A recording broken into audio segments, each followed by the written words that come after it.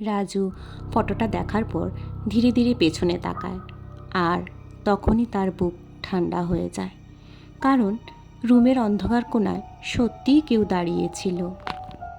রাত প্রায় 3টা। রাজু একাই লেকের কাছে পৌঁছায়। চারদিকে ঘন কুয়াশা।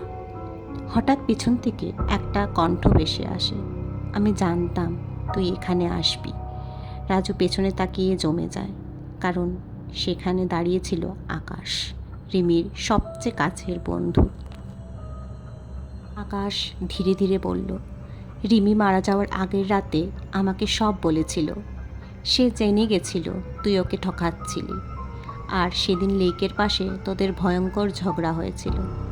রাজু কাপা গলায় বলল, আমি ওকে মারতে চাইনি। ঠিক তখনই লেকের জলে জোরে ঢেউ উঠতে শুরু করে, আর জলের ভেতর থেকে ধীরে ধীরে একটা মেয়ের হাত বেরিয়ে আসে।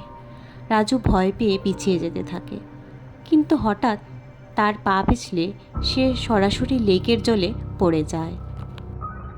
চারিদিকে শুধু রাজুর চিৎকার শোনা যাচ্ছিল। তারপর সব চুপ।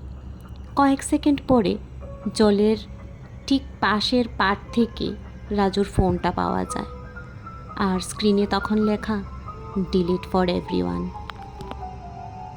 অনেকেই বলে আজও প্রতি রাতে 3:17 সেই লেকের পাশ দিয়ে গেলে হঠাৎ একটা নোটিফিকেশন আসে, রিমি স্যান্টে ফটো। আর ফটোটা খুললে দেখা যায় অন্ধকার জলের মধ্যে কেউ একজন দাঁড়িয়ে ক্যামেরার দিকে তাকিয়ে আছে। গল্পটি যদি ভালো লেগে থাকে তাহলে একটা লাইক করে দিও, কমেন্টে জানিও কেমন লাগলো, আর সাবস্ক্রাইব করতে ভুলো না।